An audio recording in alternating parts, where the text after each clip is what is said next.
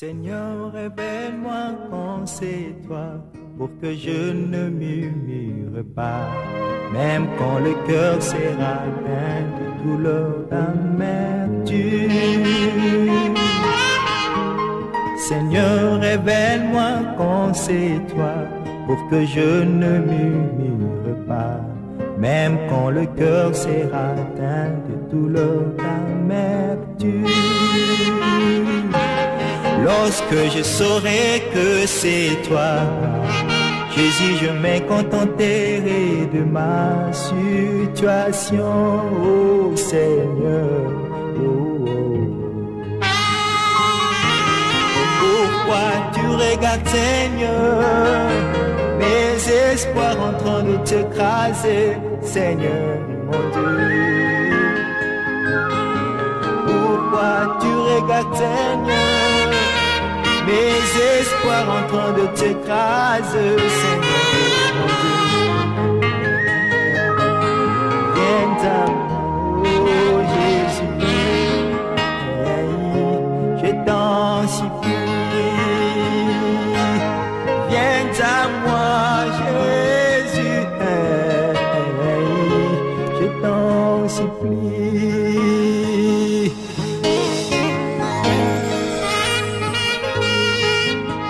Ta main si puissante peut me délivrer, ton sang si valable pardonner à mon péché.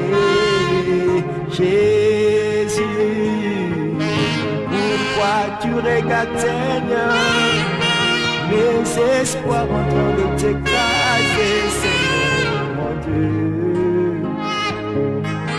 Pourquoi tu regardes, Seigneur, mes espoirs en train de t'écraser, Seigneur, mon Dieu.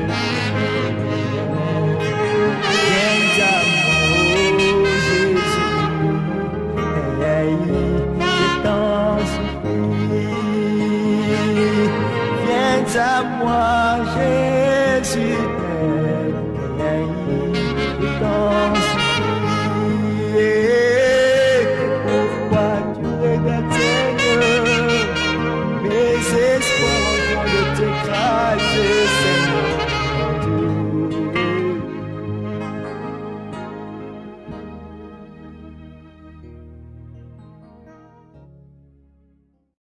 Révélation sur la sainteté et le jugement de Dieu sur son peuple. Message destiné à tous ceux-là qui veulent échapper de l'enfer. Témoignage du frère Emmanuel Samson Jude. Romains 9, 1.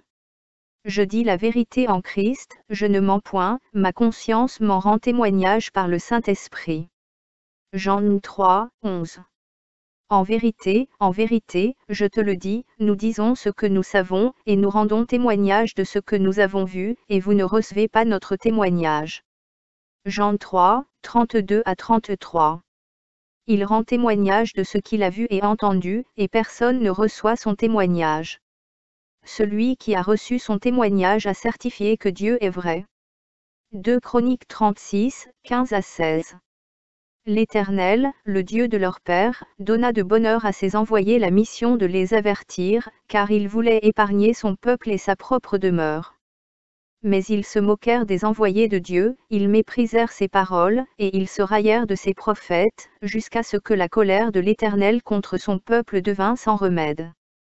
1 Thessaloniciens 4, 8. Celui donc qui rejette ses préceptes ne rejette pas un homme, mais Dieu, qui vous a aussi donné son Saint-Esprit. Ce message est prédestiné au monde entier, en particulier à ceux-là qui veulent échapper du jugement de Dieu.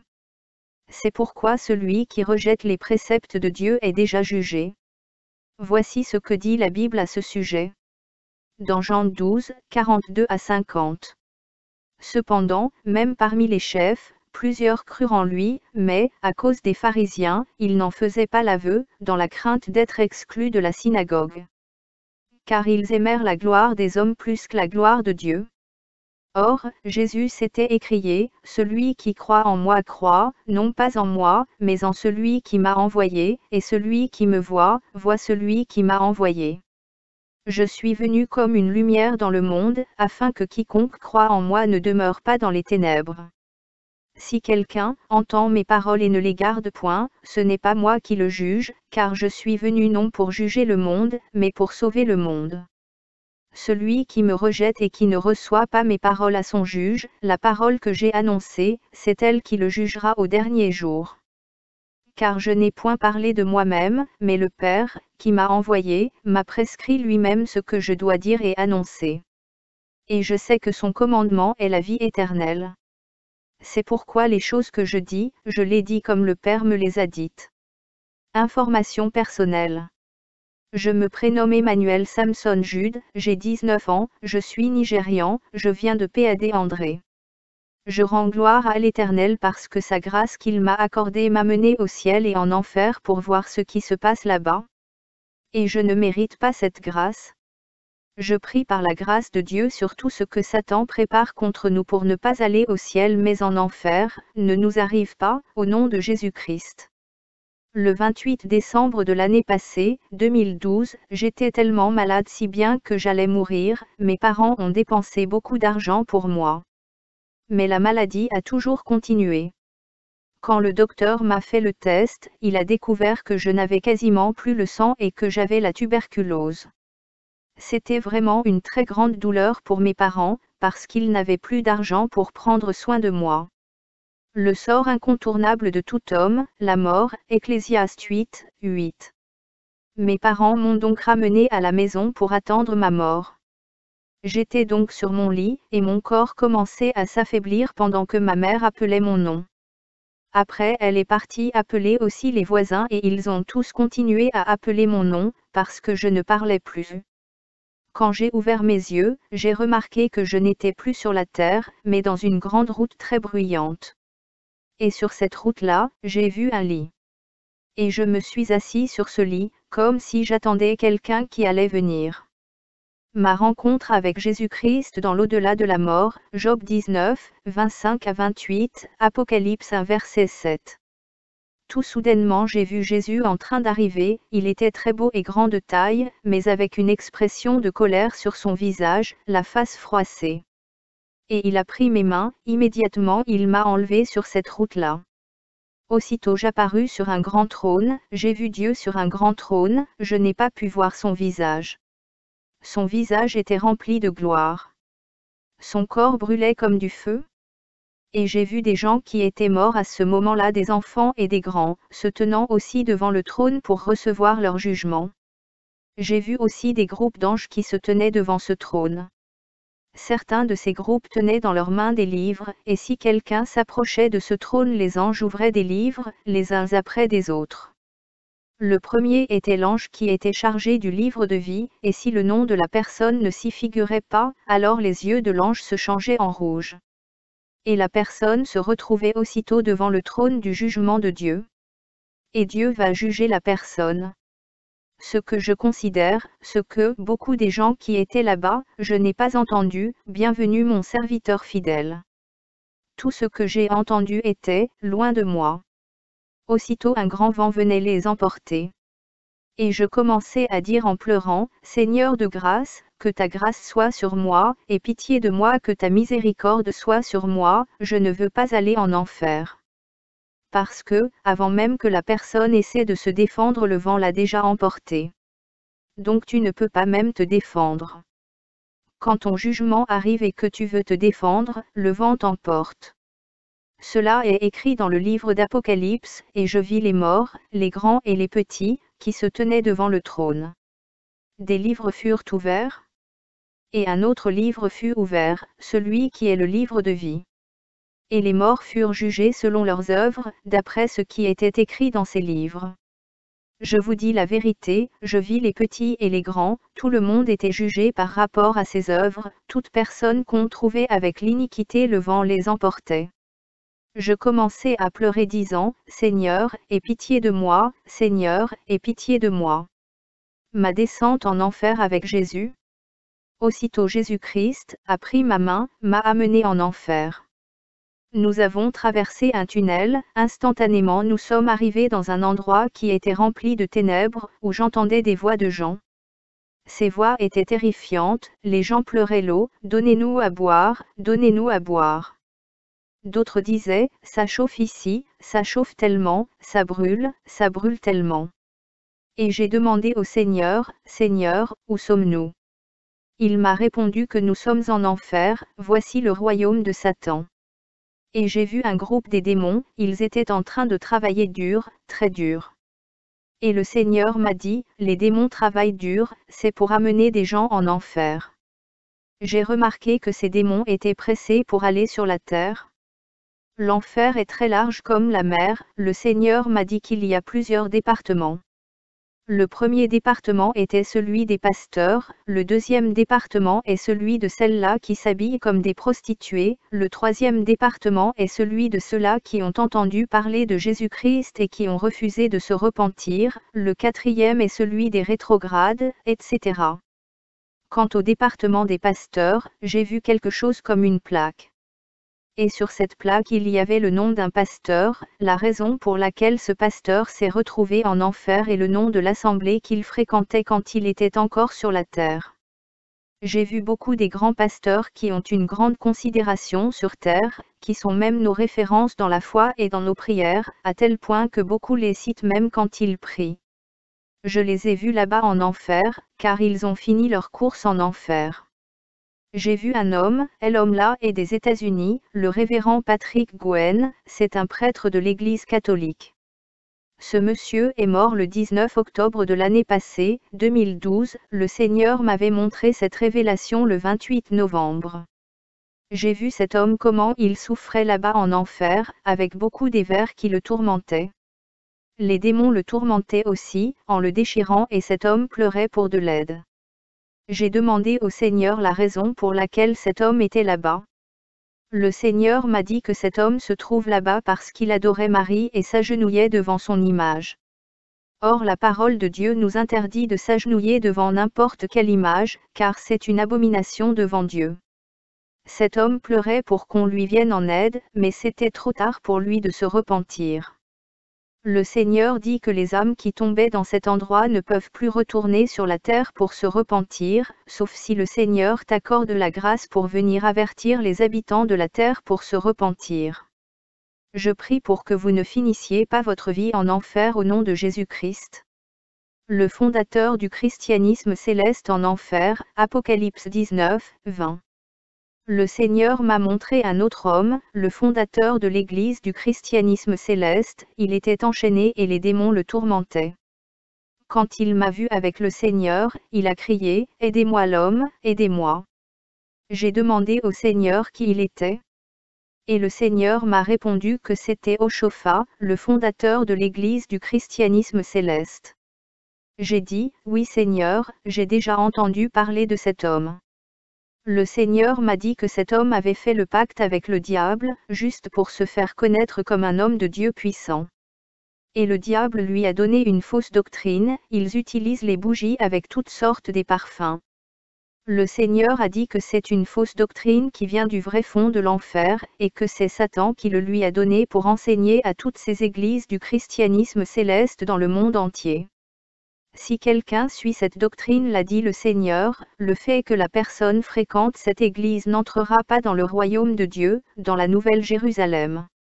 Cet homme-là pleurait pour qu'on lui vienne en aide, il pleurait pour une seconde chance. Mais c'était déjà trop tard. Et je prie pour nous qui sommes encore en vie avant qu'il ne nous soit trop tard de nous repentir pour que nous ne puissions pas aller là-bas. Surtout des gens qui ont épousé cette doctrine, de se repentir et de renoncer à tout ce qu'ils ont appris de là-bas, les prières en langue, les tuniques, les bougies, tous les coutumes de cette secte, de les abandonner et le Seigneur Tout-Puissant vous délivrera au nom de Jésus-Christ. Toutes ces prophéties qu'ils ont dites ou toutes ces huiles qu'ils ont mises sur vous, toutes ces cendres, ces bougies, ces eaux bénites que ça soit pour l'Église catholique ou des autres sectes, que le Seigneur les nettoie au nom de Jésus-Christ.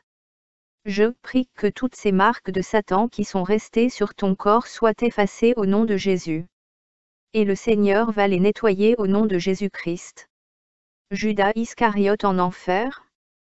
Puis le Seigneur m'a montré, l'un de ses disciples en enfer, Judas Iscariote. Oui, je l'ai vu en enfer et les démons le tourmentaient. Et j'ai dit, Seigneur, qui est cette personne? Le Seigneur m'a dit que c'est l'un de ses disciples Judas Iscariote. Et le Seigneur m'a dit, malheur à tout homme là, qui me trahit. Bien-aimés, nous trahissons Jésus-Christ de plusieurs manières. Combien de fois nous ratons les cultes du Seigneur, personnels ou collectifs, pour privilégier nos passions ou nos intérêts. Certains commerçants, quand ils sont au culte et que, un client les appelle disant qu'il est devant le magasin et qu'il veut acheter un article, ces derniers abandonnent le culte pour aller vendre leurs marchandises.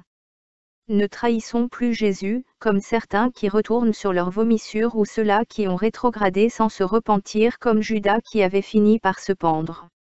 Certaines sœurs qui s'étaient engagées dans une vie de sanctification complète sont retournées dans leurs pantalons, faux cheveux, habillement indécent ou leur vie de débauche, ainsi que des hommes dans le style mondain, suite aux conseils ou par référence de certaines personnes qui se disent hommes ou femmes de Dieu.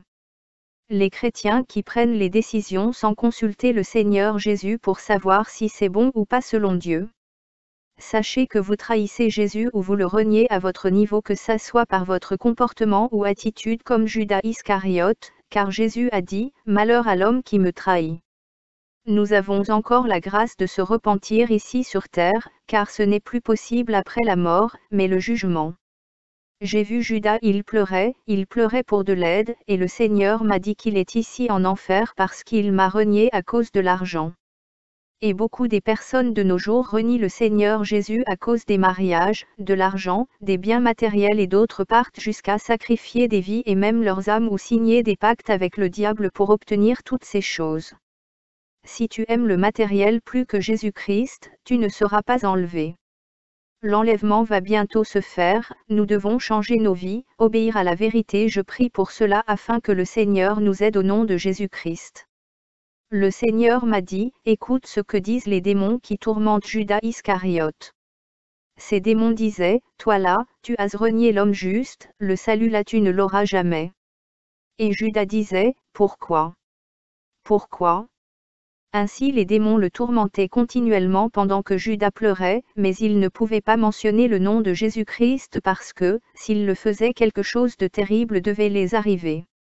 C'est pourquoi il ne disait que l'homme juste et d'autres appellations différentes. Bien-aimés, je vous dis que, il y a une puissance dans le nom de Jésus. Ne gardez pas la rancune avec quelqu'un. Si tu as des problèmes, appelle le nom de Jésus qui déplace même les montagnes. Déplacez-les au nom de Jésus-Christ. Après cela, le Seigneur m'a montré ma propre tante en enfer. Son nom c'était Ruth, je l'ai vue, elle était enchaînée et pleurait.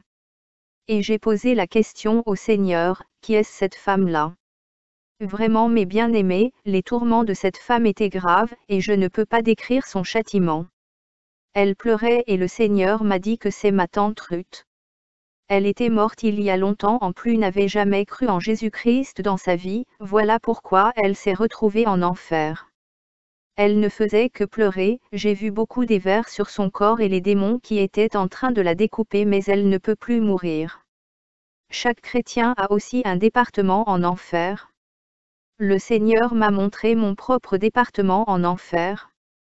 J'ai pleuré en disant au Seigneur, Seigneur, j'évangélise, je vais à l'église, je jeûne, je prie, et pourquoi y a-t-il mon département ici en enfer? Le Seigneur m'a répondu, tu as aussi un autre département au ciel, mais tu dois choisir un. Soit l'enfer ou le paradis. Laissez-moi vous dire que toute personne qui sert le Seigneur a un département au ciel et un autre en enfer, vous allez choisir un. Vous le confesserez vous-même par vos propres bouches que vous n'irez pas en enfer. Est-ce que vous le confirmez par vos actes, vos langages, vos comportements et attitudes de tous les jours? Nous devons examiner nos vies tous les jours, chaque seconde, pour ne pas finir la course en enfer. Pour échapper du trou de l'enfer, le Seigneur nous donne vraiment la grâce aujourd'hui, en écoutant de tels témoignages. Préparons-nous en nous détournant de l'injustice, du péché. Car la Bible dit, ne touchez rien d'impur. Toi que le Seigneur utilise, tu es le temple du Saint-Esprit, le temple de Dieu. Si l'iniquité se trouve en toi, je le te dis que l'enfer te guette. Et je prie au nom de Jésus-Christ afin que le Seigneur nous détourne par sa grâce de nos mauvaises œuvres pour ne pas aller en enfer. Et que le ciel soit notre demeure au nom de Jésus-Christ. Achabé et Jézabel en enfer. Le Seigneur m'a montré Achabé et Jézabel enchaînés sur un trône en enfer et Satan se moquait d'eux. Quand les chaînes se chauffaient par le feu de l'enfer, elles devenaient rouges et les brûlaient, tandis que les démons aussi les lançaient les flèches brûlantes, mais ils ne pouvaient pas mourir. Achabé et Jézabel sont en enfer parce qu'il avait séduit les prophètes de l'Éternel pour commettre la fornication avec les prostituées. Il les avait aussi amenés à manger les nourritures sacrifiées aux idoles. Ils pleuraient pour que le Seigneur puisse avoir pitié d'eux, mais c'était trop tard. Chrétiens de la mondanité en enfer. Ensuite le Seigneur m'a amené dans le département de celles-là qui s'habillent comme des prostituées, et j'ai vu beaucoup des chrétiens qui mettaient les boucles d'oreilles, les faux cheveux. J'ai aussi vu les femmes qui mettaient les pantalons dans le même département que les prostituées et les démons les tourmentaient. Et il y avait des grands serpents dans ce département avec des piquants dont ils servaient pour les faire l'amour, ils introduisaient ces piquants dans leur sexe et elles ne faisaient que pleurer. Tous ces gens qui font des coiffures mondains, femmes ou hommes, j'ai vu des vers qui mangeaient leur peau et ils imploraient de l'aide mais c'était trop tard pour que Jésus fasse quelque chose pour eux.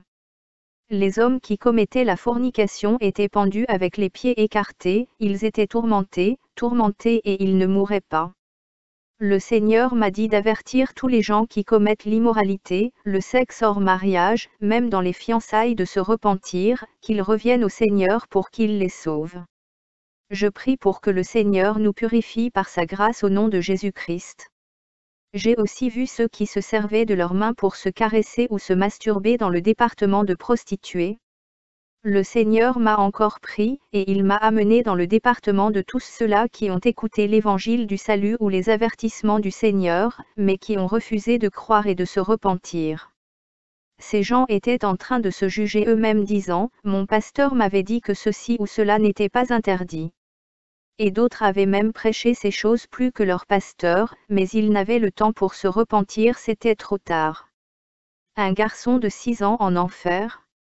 J'ai vu un garçon de 6 ans dans ce département, et j'ai pleuré disant, « Seigneur, un petit garçon en enfer. » Le Seigneur m'a répondu, « Je ne peux jamais changer mon niveau de sainteté pour le ciel, ni moi-même, à cause d'un enfant.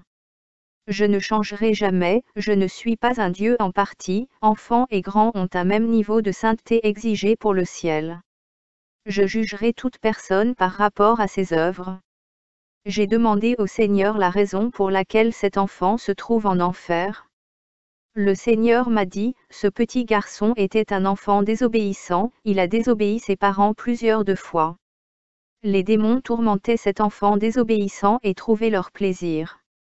Je vous en supplie, ne partez pas en enfer, l'enfer est réel, n'allez pas là-bas, c'est un endroit que Dieu a préparé pour Satan et ses démons.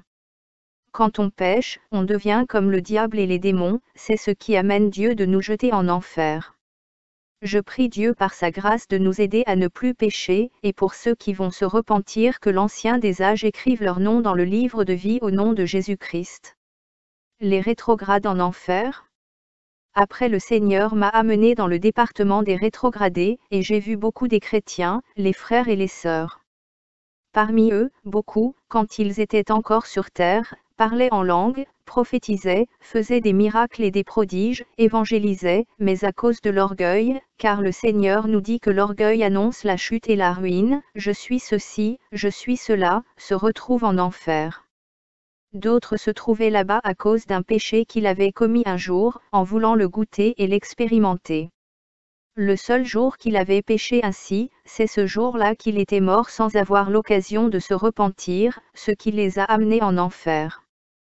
Que le Seigneur nous garde saints, sans tache pour le ciel au nom de Jésus.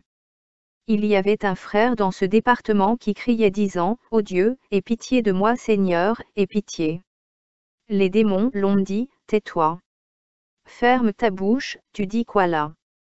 Et quand on lui disait cela, il pleurait encore plus comme si on lui frappait un fer à la tête, et j'ai demandé à Jésus, pourquoi pleure-t-il plus, quand les démons lui parlent ainsi? Le Seigneur m'a répondu, quand les démons lui parlent ainsi, alors la douleur augmente plus, comme si on le frappait le fer sur la tête. Les démons lui disaient, tu pleures quoi? N'as-tu pas eu l'occasion pour te repentir? Combien de fois on t'a parlé de te repentir? Ferme ta bouche, il n'y a plus la repentance ici. C'était trop tard pour lui. Ces démons connaissent la vérité, quand nous sommes sur terre ils nous empêchent de la comprendre pour qu'on ne puisse pas se repentir. Ils nous endurcissent les cœurs et nous amènent à raisonner contre la vérité, et quand on arrive en enfer ce sont eux qui nous le rappellent disant, n'as-tu pas écouté la vérité sur terre? Pourquoi ne t'es-tu pas repenti? Dieu va juger tous les secrets des hommes, prions pour que le Seigneur nous fasse grâce de renoncer à tout ce qui peut nous entraîner en enfer au nom de Jésus. Le trône de Satan. Le Seigneur m'a enlevé là-bas, et m'a amené là où se trouvait le trône de Satan. J'ai vu Satan de mes propres yeux sur son trône. Immédiatement quand Satan m'a vu, il a crié mon nom, toi là, tu es ici pour aller dévoiler mon secret, et je ne te permettrai pas que tu puisses le dire à quelqu'un, je veux tout faire pour te stopper. Le Seigneur m'a dit, n'aie pas peur, parce que je suis avec toi, je veux te protéger. Le Seigneur a fait en sorte qu'on puisse rester invisible devant Satan, et il ne pouvait plus nous voir. Laissez-moi vous dire que Satan ne connaît pas les secrets de nos cœurs. Satan ne connaît pas ce que tu médites dans ton cœur, mais il peut te sonder en te suggérant ses pensées ou te tenter soit en te glissant certaines de ses pensées pour connaître ce qui se cache dans ton cœur. Une fois quand tu dis ça avec ta bouche, alors Satan saura ce que tu étais en train de penser. Que les montagnes de péché que nous avons soient détruites au nom de Jésus. Je disais dans mon cœur, comment cela est-il possible que tout ne soit pas visible à Satan? Mais pour Jésus, c'était comme si je le disais à haute voix. Et le Seigneur m'a dit, mon fils, tu n'as jamais donc cru à ma parole. Ok? Suis-moi. Le Seigneur m'a amené donc derrière le trône de Satan et il m'a dit, mon fils, appelle mon nom. Bien-aimé, je veux que vous compreniez quelque chose, cela que j'ai su que Satan ne savait pas qu'on était là derrière son trône. Bien-aimé, notre Dieu est puissant, il est tout-puissant et Satan n'a aucune puissance, il peut seulement ruser. On était là-bas derrière son trône mais il ne le savait pas jusqu'à ce que le Seigneur me dise, appelle mon nom. Et quand j'ai commencé à dire, Jésus. Partout là-bas en enfer, Satan commençait maintenant à parler en langue. Donc, ce n'est pas toutes les parlers en langue qu'on parle à l'Église qui viennent de Dieu, beaucoup des parlers en langue viennent de l'enfer, ils parlent ce qu'ils veulent, ils déçoivent les gens qui ont reçu le Saint-Esprit. Je vous dis la vérité car la parole de Dieu nous dit, sondez les esprits pour savoir ceux qui viennent de Dieu. Sondez-les, si quelqu'un parle en langue dans l'Église, il est là peut-être pour vous décevoir, car lorsque cette personne arrivera devant le trône de Dieu, tous ses secrets et ses péchés seront révélés et la personne ne saura pas de se défendre. Je prie pour que le Seigneur nous purifie au nom de Jésus. Soudainement Satan s'est levé encore, et le Seigneur m'a dit, mon fils et c'est la puissance qui est dans mon nom. Et j'ai dit, Satan je t'ordonne au nom de Jésus de te mettre à genoux pour 3 minutes. Mais bien-aimés, je vous dis la vérité que Satan s'est mis à genoux pour 3 minutes. Et pendant ces 3 minutes, Satan ne pouvait pas se relever même après, jusqu'à ce que le Seigneur Jésus l'ait relâché. Après ces 3 minutes il s'est relevé et immédiatement beaucoup des démons commençaient à fuir. Le ciel ouvert. Soudainement j'ai vu le ciel ouvert pendant que les démons étaient en train de lancer les flèches, au même moment le feu est descendu du ciel et ils ont tous fui. C'est la vérité que je vous dis, il y a la puissance dans le nom de Jésus. Quand tu es en Jésus-Christ, rien ne peut t'arriver, Jésus sera toujours avec toi et il ne permettra pas qu'une flèche puisse travailler contre ta vie. Le Seigneur sera toujours avec toi, si tu te gardes saint, sans toucher au péché. Tu ne dois rien toucher d'impur, tu dois être un vase d'honneur pour le Seigneur. Il faut te détacher des œuvres de la chair pour être un vase d'honneur et le Seigneur va te préparer pour des bonnes œuvres, je prie pour que tu rentres dans le royaume des cieux au nom de Jésus. Beaucoup des gens verront le ciel mais ils ne rentreront pas. J'ai vu un trou où je voyais les noms églises qui appartiennent à Satan sur terre, je vous dis la vérité et je ne mens point. N'appartenez pas dans une église où on ne prêche pas la sainteté, la justice, la vie de sanctification, la vérité, on ne vous parle pas du retour de Jésus, on ne vous prépare pas pour l'enlèvement de l'église corps du Christ, on ne vous dit pas que l'enfer est réel, on ne vous parle pas de la grande tribulation, je vous dis la vérité, une telle église n'est pas de Dieu car la parole de Dieu dit que, vous les reconnaîtrez par leurs fruits. Satan a jeté les flèches dans les églises pour que la vraie doctrine, la vérité pure ne soit pas prêchée, pour que les chrétiens s'assoupissent et dorment dans un profond sommeil qui les conduira en enfer avec une illusion d'hériter le paradis et deviennent de paresseux. Tout ça, pendant qu'on prêche vous dormez. Chassons l'assoupissement, la lourdeur, la distraction, l'illusion au nom de Jésus. Prions pour qu'il y ait un grand réveil de la vraie doctrine, par la grâce de notre Seigneur Jésus le véritable, car il y a aussi le faux, et non de la fausse doctrine comme ce qui se passe aujourd'hui dont nous sommes victimes. Il faut que la vraie doctrine triomphe, et Jésus m'a dit que nous pouvons triompher qu'en mettant son armure, ainsi nous vaincrons les méchants et le monde. Les chrétiens qui défendent le diable, Jean 8, 44, Jérémie 23, 14, Exode 33, 3 à 6. Le Seigneur m'a aussi dit que beaucoup des chrétiens soutiennent Satan. Je lui ai dit, Seigneur, comment cela est-il possible que les chrétiens qui combattent le diable puissent encore le défendre? Jésus m'a dit, j'ai averti mon peuple, je les ai avertis en maintes fois, j'ai averti les femmes de ne pas mettre les boucles, les faux cheveux, les pantalons, les maquillages sur le visage. Si un pasteur dit que c'est faux, ce pasteur est en train de défendre Satan et contribue à l'avancement de son royaume, le royaume des ténèbres. En enfer à cause de l'amertume. Le Seigneur m'a aussi montré un frère en enfer qui était là-bas parce qu'il avait l'amertume dans le cœur, il avait des rancunes contre un autre frère dans l'église. Ce frère-là, tout le temps quand il se mettait à genoux pour prier, il y avait des confusions dans le monde des ténèbres, il priait beaucoup, il était fervent dans la prière à cause de l'amertume qu'il a eue dans le cœur contre un autre frère que Dieu utilisait puissamment dans beaucoup de miracles, tels que la guérison des aveugles, de boiteux par imposition des mains. Suite à une jalousie, ce frère lui a gardé rancune et a eu un accident de voiture, mais le Seigneur n'a pas permis qu'il meure sur le champ. Donc on lui a amené à l'hôpital et le docteur a appelé l'église pour leur dire que l'un de leurs membres est à l'hôpital. Quand le pasteur est arrivé là-bas avec le frère qui a les dons de miracle, immédiatement le frère qui avait eu l'accident, en voyant le frère qui a les dons de miracle, sa rancune a augmenté en l'entraînant à la mort d'où il s'est retrouvé en enfer. Il a fini sa vie en enfer à cause de la rancune. Je prie que le Seigneur nous aide et nous soutienne dans tous les domaines où Satan nous a capturés. Je déclare la liberté au nom de Jésus dans ta vie. Les démons enchaînés en enfer qui seront relâchés après l'enlèvement, Judas 6. Ensuite le Seigneur m'a enlevé de là et m'a amené dans une grande salle. Dans la salle là, j'ai vu plusieurs démons qui étaient enchaînés. Le Seigneur m'a dit que ces démons ont été enchaînés depuis leur chute, ils sont préservés pour le jugement. Le Seigneur m'a montré ces démons-là, il m'a dit qu'ils seront relâchés après l'enlèvement. Ce sont eux qui forceront de gens à prendre la marque de la bête. Bien-aimés, ne ratez pas l'enlèvement et ne partez pas en enfer, car l'enlèvement s'annonce déjà et peut se produire maintenant. Donc ne la ratons pas et cela fera très mal, lorsque beaucoup de gens qui vous ont connus comme chrétiens, qui savent que vous partez à l'église et on vous prêche la sainteté, vous verront rester. Même si tu prêches la sanctification, ne laisse pas que ton comportement t'amène en enfer. Ne perdons pas notre couronne de vie qui nous est réservée au ciel.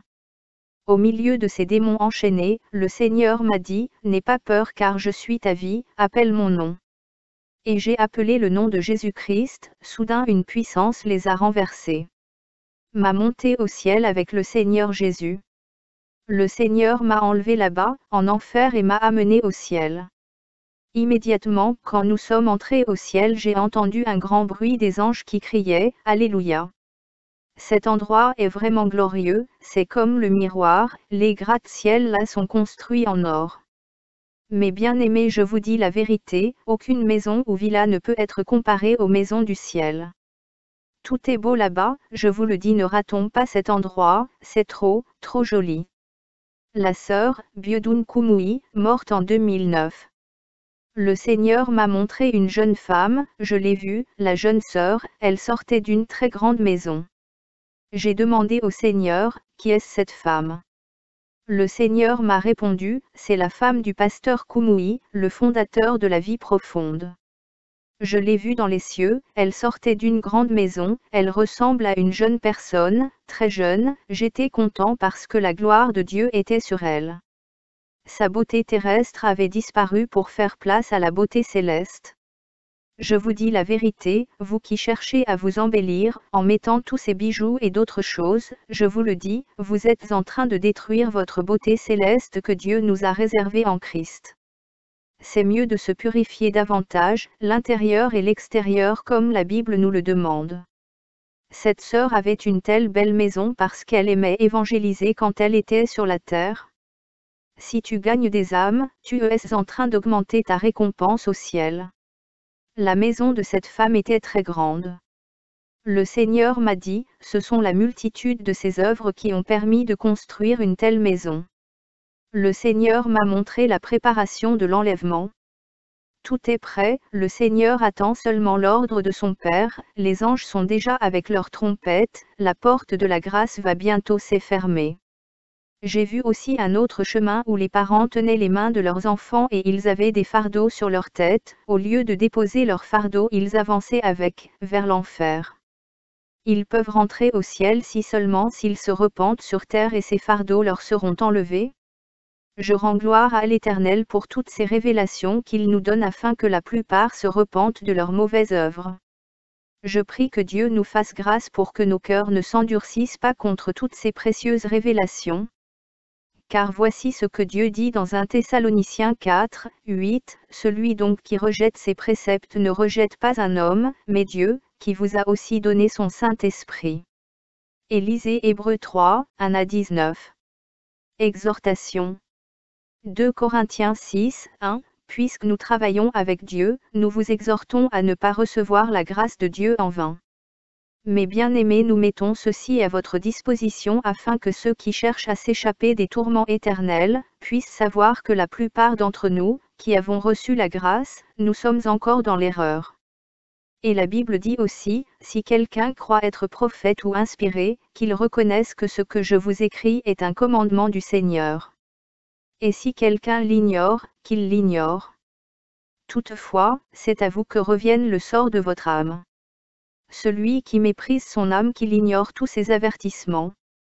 Mais que celui qui aime son âme, agisse comme Daniel qui après avoir lu les révélations de Jérémie a jeûné pour que Dieu lui révélasse la véracité des visions du prophète des Lamentations, Jérémie.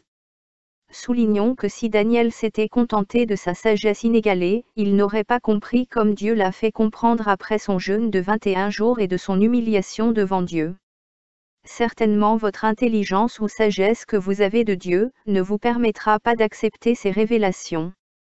C'est pourquoi la Bible lance un avertissement à tous les chrétiens dans Actes 13, 40 à 41, ainsi, prenez garde qu'il ne vous arrive ce qui est dit dans les prophètes, voyez, contempteurs, soyez étonnés et disparaissez, car je vais faire en vos jours une œuvre que vous ne croiriez pas si on vous la racontait. Que Dieu vous bénisse. Pourquoi marches-tu sur ce chemin? Pourtant tu sais que tu te perds. Pourquoi marches-tu sur ce chemin? Pourtant tu sais que tu te perds. Pourquoi marches-tu sur ce chemin? Pourtant tu sais que tu te perds. Et pourquoi marches-tu sur ce chemin? Pourtant tu sais que tu te perds.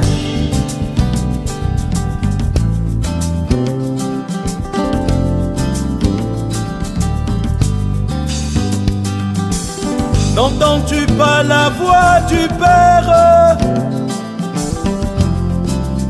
qui t'avertit? N'entends-tu pas la voix de ton ton Dieu qui te dit arrête? N'entends-tu pas la voix de ton Seigneur qui te dit ça suffit? Mais pourquoi marches-tu sur ce chemin? Pourtant tu sais que tu te perds.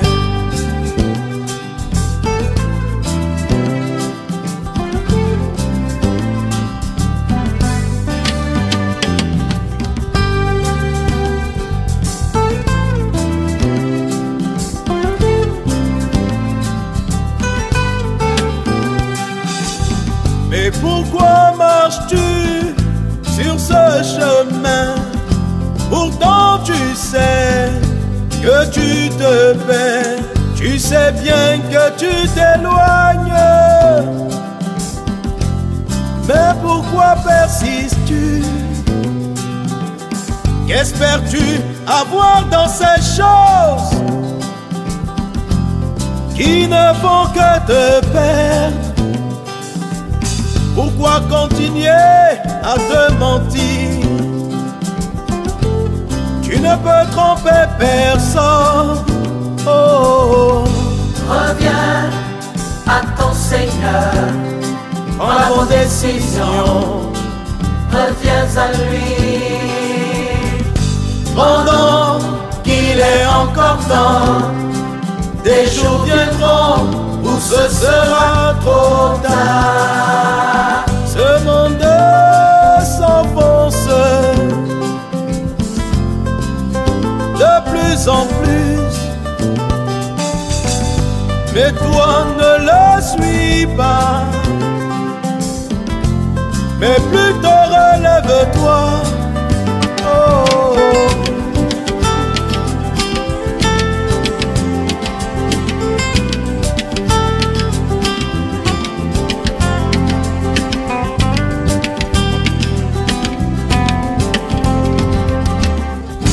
Reviens à ton Seigneur, prends la bonne décision, reviens à lui. Pendant qu'il est encore temps, des jours viendront où ce sera trop tard. Pendant qu'il est encore temps, des jours viendront où ce sera trop tard. Pendant qu'il est encore temps, des jours viendront où ce sera trop tard. Pendant qu'il est encore temps, temps, des jours viendront où ce sera trop tard.